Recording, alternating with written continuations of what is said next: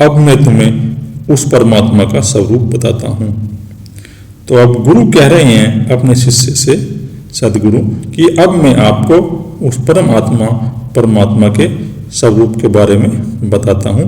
आप ध्यान पूर्वक और होश पूर्वक होकर इसे सुने और अपने मन के अंदर इसे ग्रहण करें। जिसे पाकर मनुष्य बंधन से छूटकर मोक्ष कैवल्य पद प्राप्त करता है, और जिसे जानकर उस परम तत्व परमात्मा को मनुष्य अगर जान लेता है तो फिर वह मोक्ष कैवल्य या निर्वाण का पद प्राप्त कर जाता है। उसकी जीवात्मा उस परम तत्व परमात्मा में विलीन हो जाती है। मनुष्य के मन के जो बंधन है ये सब नष्ट हो जाते हैं।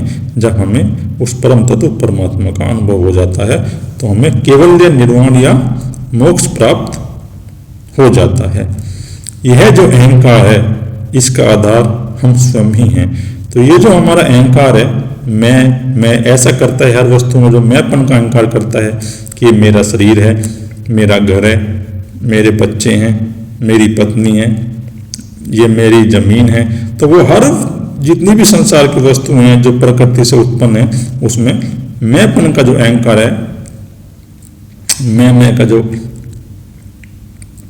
करता है, तो ये अहंकार ही है। और इसका जो हम आधार हम स्वयं ही हैं। तो ये हम स्वयं ही हैं। हमने स्वयं ही जो है इसको जल दे दिया है। जैसे किसी वृक्ष को हम जल देते हैं तो जल देने से बड़ा हो जाता है और फिर फैल जाता है। इसलिए हमने अपने अहंकार को जल दे दिया है मैंपन का, जिससे ये फैल गया और बड़ा हो गया है। स्वयं ही जन्मों जन्मों से ये अहंकार हमारा चलता आ रहा है मैंपन का, और यही हमें इस संसार रूपी चक्र में फंसाए हुए है अहंकार। यही तीनों अवस्थाओं का साक्षी होकर भी पांचों कोशों से युक्त है। तो ये तीनों अवस्थाओं का साक्षी होकर भी तो जो तीन अवस्थाएं हमारी जागृत है, सपन है और सुषुप्ति है, तो इन तीनों का जो साक्षी है अहंकार ही है, वो परम तत्व परमात्मा नहीं है। और ये पांच कोश हैं, इन पांचों कोशों से युक्त है, तो ये अहंकार ही है।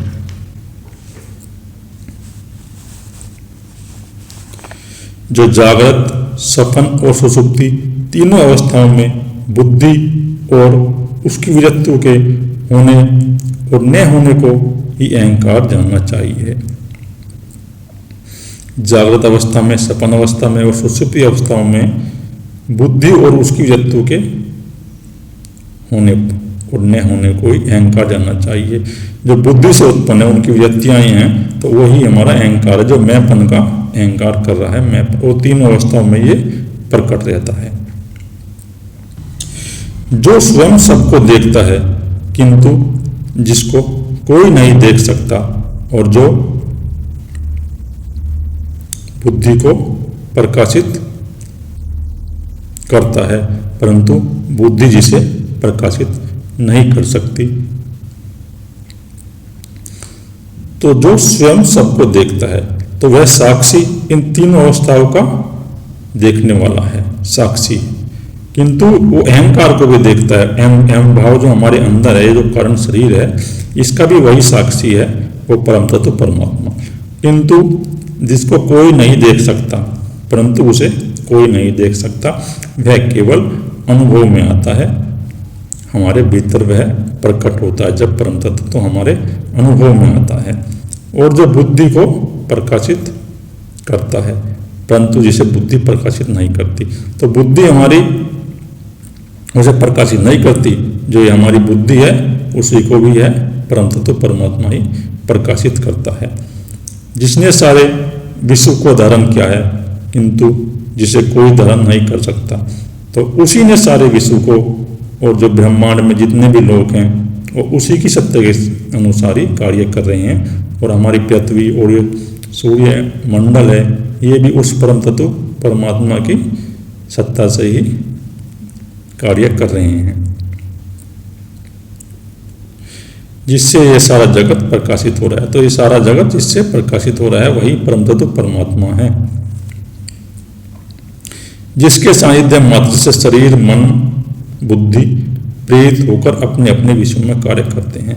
तो उसी से प्रकाशित होकर उस परम तत्व की ऊर्जा से, एनर्जी से, उस परमात्मा की ऊर्जा एनर्जी से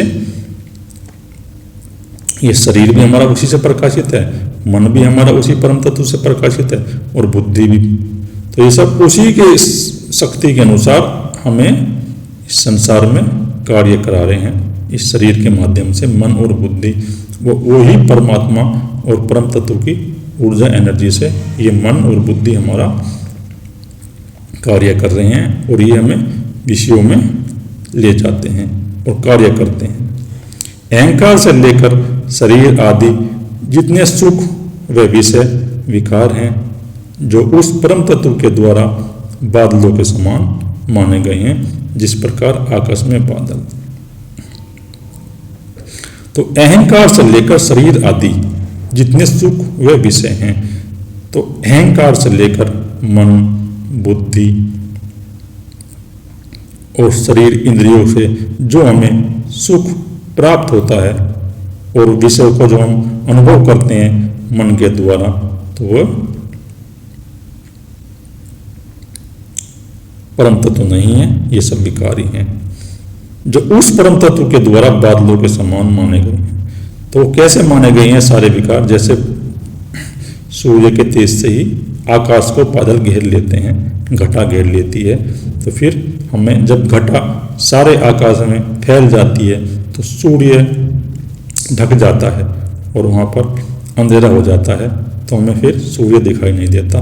तो इसी प्रकार इस अहंकार से ये प्रकट हैं मन बुद्धि के विकार, ऐसे ही फैल जाते हैं, फिर हमें उस परम तत्व परमात्मा को दिखाई नहीं देता, हमें फिर यह संसारी सत्य दिखाई देता है, क्योंकि वह इन विकारों से, अहंकार आदि के विकारों से ढक जाता है और ये अहंकार स्वयं में स्थित हो जाता है, जो हमें संसार के विषयों में बांधता चला जाता है और हमारी बुद्धि इसी में आसक्त हो जाती है।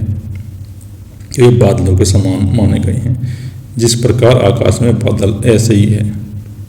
परंतु जब हम अब उस परम तत्व परमात्मा का अनुभव करेंगे तो ये बादल अपने आप ही नष्ट हो जाएंगे। ये जो हमारा अंतर आत्मा है, यही वह परम तत्व परमात्मा है। तो ये जो हमारे अंदर अंतर आत्मा है, अहंकार से पार है, जो हमारा साक्षी है, जिसको हम साक्षी रूप में अनुभव करते हैं, यही वह परम तत्व परमात्मा है जो एक रूप है। और जो एक रूप है वो अनेक नहीं है, तो परमात्मा एक ही है, वही साक्षी प्रकट है, जो हमें अपने भीतर अनुभव है, तो वही परम तत्व परमात्मा है और न बदलने वाला है, जिसकी शक्ति से शरीर मन व प्राण चलते हैं। और यह परमात्मा आदि है और अनंत है, ये कभी बदलने वाला नहीं है, और जिसकी शक्ति के शरीर व मन प्राण चलते हैं, और इसी की शक्ति के अनुसार शरीर मन व प्राण चलते रहते हैं। तो हमारा शरीर बदलता रहेगा, एक शरीर मर जाएगा तो दूसरे शरीर में प्रकट हो जाएगा अहंकार। मन बदलता रहेगा, आज मन कुछ और है, कल कुछ और हो जाएगा। ये प्राण भी बदलते रहते हैं शरीर में प्रकट होने के बाद, परंतु वो परम तत्व परमात्मा एक ही है, वो कभी नहीं बदलता। ये संसार, शरीर, मन व प्राण बदलते हैं, लेकिन वो तत्व कभी नहीं बदलता, वो एक ही तत्व है जिसका हम अपने भीतर अनुभव करते हैं। इस हृदय रूपी गुफा में सबके भीतर वह परम तत्व आकाश में सूर्य के समान अपने प्रकाश से सभी को प्रकाशमान किए हुए। तो हमारा हृदय रूपी गुफा है, उसके अंदर वह परम तत्व परमात्मा प्रकट है, जिसे हमारा अहंकार, मन, बुद्धि और शरीर चल रहा है। उसी जब तक वो सत्ता हमारे शरीर के अंदर है तो हम चल रहे हैं। जैसे सूर्य के प्रकाश से पृथ्वी या अन्य गिरह हैं, तो सूर्य जब तक है तो ये अन्य गिरह चल रहे हैं, जब सूर्य नष्ट हो जाएगा तो ये अन्य गिरह भी अपने आप ही नष्ट हो जाएंगे, या सूर्य अपना प्रकाश छीन कर लेगा, माचा हटा लेगा, तो गिरह भी अपने आप यहाँ से जीवन नष्ट हो जाएगा।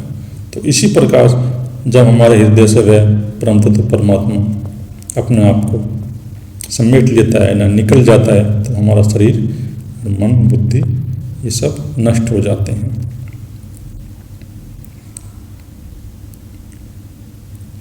वही इस सारे संसार को प्रकाशित करता है और बड़ी तीव्र गति से प्रकाशमान हो रहा है। और वही इस सारे संसार को, इस सारे ब्रह्मांड को अपनी शक्ति से प्रकाशित करता है। वह परम तत्व परमात्मा जो बड़ी तीव्र गति से प्रकाशमान है और जो बड़ी तीव्र गति से चल रहा है और सबके भीतर सब जगह वही प्रकट है। प्रकृति में वही परमात्मा सबको प्रकाशित कर रहा है। जितने भी इस ब्रह्मांड में लोग हैं उन सभी को उस परम तत्व के द्वारा अहंकार, मन, प्राण व शरीर क्रिया करते हैं। तो उसी परम तत्व के द्वारा हमारा अहंकार क्रिया करेगा, उसी से ऊर्जा लेगा अहंकार हमारा। अहंकार ने ऊर्जा ले ली तो मैंपन का आ गया। तो मन के अंदर उस परम तत्व की ऊर्जा, एनर्जी से मन कार्य कर रहा है। तो मन फिर विचार कर रहा है, कल्पनाएं कर रहे हैं। प्राण भी उसी की ऊर्जा से चल रहा है। वह शरीर क्रिया करता है और हमारा शरीर चलना, उठना, फिरना, बैठना, खाना, पीना, ये सब क्रियाएं उसी परम तत्व के कारण ही हमारे शरीर में, मन में, अहंकार में और प्राण में हो रही हैं। इन सभी क्रिया को करते हुए भी विकारों को प्राप्त नहीं होता और वो इन सभी क्रियाओं को करते हुए विकारों को प्राप्त नहीं होता और न ही कोई चेष्टा करता। तो वह नहीं तो कुछ करता है और न ही कोई क्रिया करता है। इन विकारों को प्राप्त भी नहीं होता।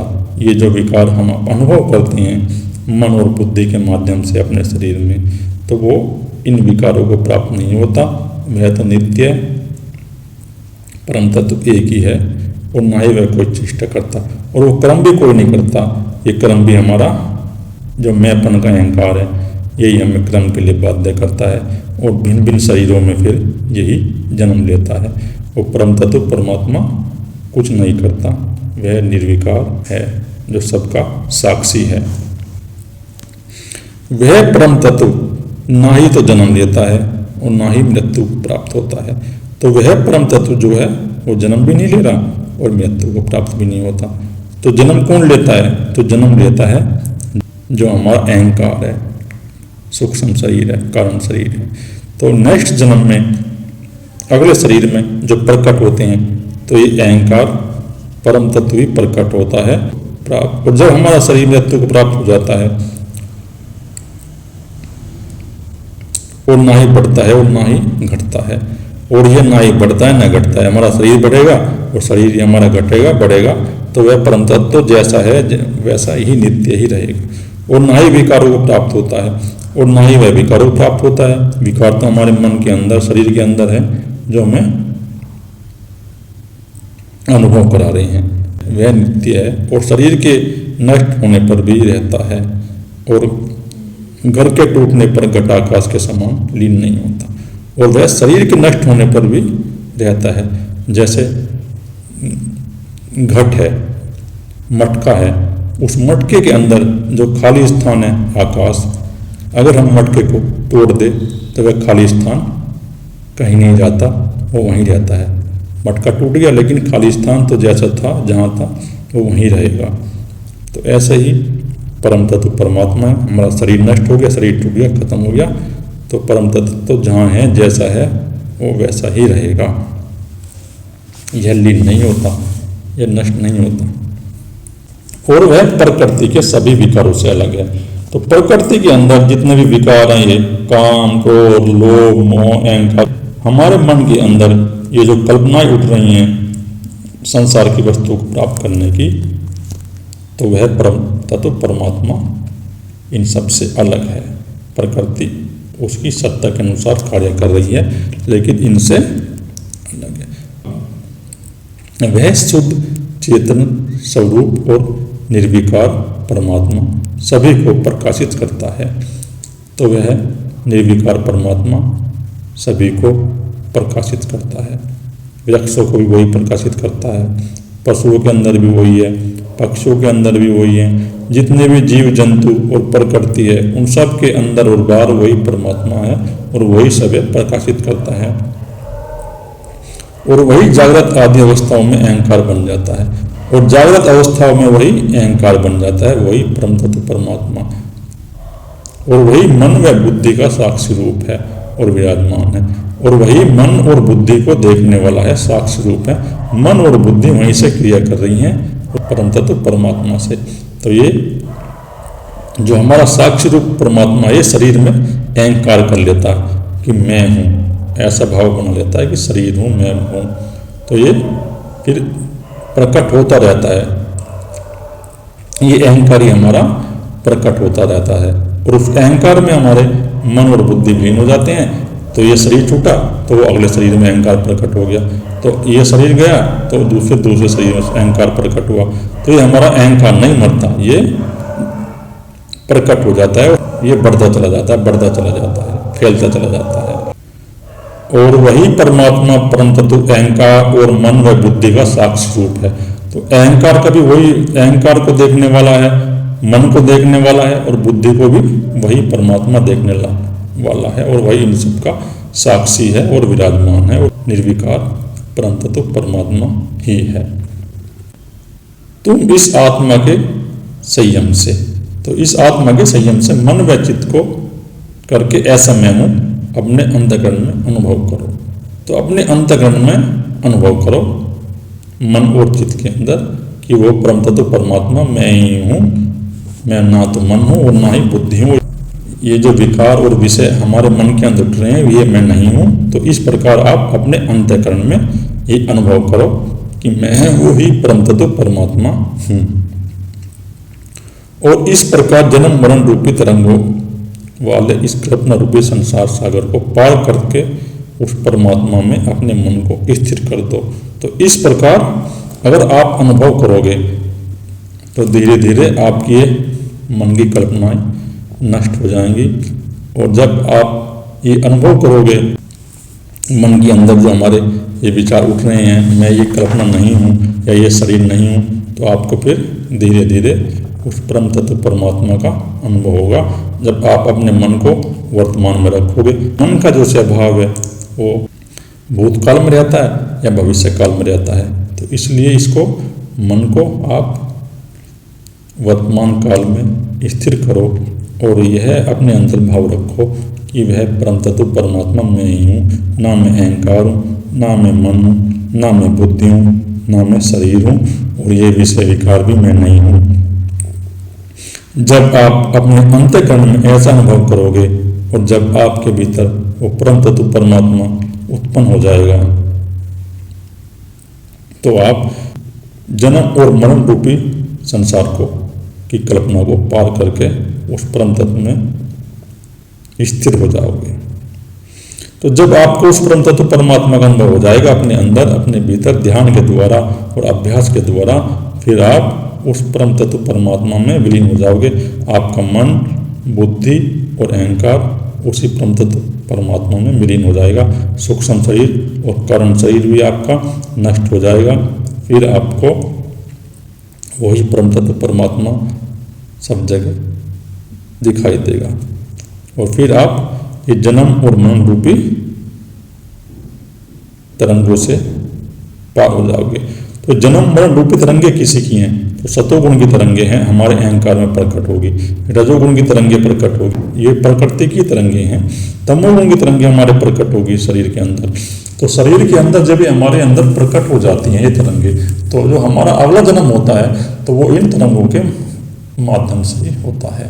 अगर हमारे मन के अंदर तमोगुण की तरंगे ज़्यादा आ गई, प्रकट होगी, तो हमें तमोगुणी शरीर मिल जाएगा। रजोगुण की आगे तो ऐसे ही हमारी मन की वृत्ति होगी रजोगुण की, और फिर सतोगुण से हमारे जो नेक्स्ट जन्म में जो हमारी कार्य होंगे या अनुभव वृत्तियाँ होंगी, तो वह सतोगुण की हमारी वृत्तियाँ होगी। हमारे अंदर मन के अंदर ऐसे ही विचार और भाव रहेंगे जो हम अपने कारण शरीर के अंदर जैसी तरंगे हम ग्रहण कर लेते हैं। नेक्स्ट जन्म फिर अगला जन्म फिर हमारा इन तरंगों के अनुसार ही होता है और फिर हम उसी के अनुसार कार्य करते हैं। और इस परम तत्व में एक होकर अपना कल्याण करो, और इस परम तत्व परमात्मा में आप एक हो जाओ और इसमें एक होकर अपना कल्याण कर लो, क्योंकि ये मनुष्य जन्म बड़ी ही मुश्किल से मिला है। आप इस मनुष्य जन्म का लाभ उठाओ और उस परम तत्व परमात्मा का अपने भीतर अनुभव करो, अपने मन को वर्तमान में स्थिर करो और ध्यान का अभ्यास करो। जब आप ध्यान का अभ्यास करोगे और अपने मन को वर्तमान में स्थिर करोगे तो आपके भीतर वह परम तत्व परमात्मा प्रकट हो जाएगा। और जब वह परमात्मा प्रकट हो जाएगा तो आपके अंदर ये जो मन का, कल्पनाओं का और विषय विकारों का तूफान उठ रहा है ये शांत हो जाएगा। और जब ये पूर्ण रूप से शांत हो जाएगा तो वो परमात्मा, परम तत्व धीरे धीरे प्रकट होना शुरू हो जाएगा। और फिर एक समय ऐसा आ जाएगा जब आप पूर्ण रूप से उस परम तत्व परमात्मा का अनुभव करोगे। तो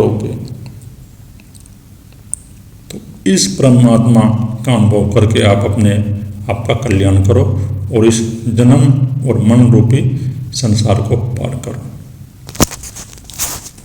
ओम गुरुवे नमः, श्री गुरुवे नमः। ओम।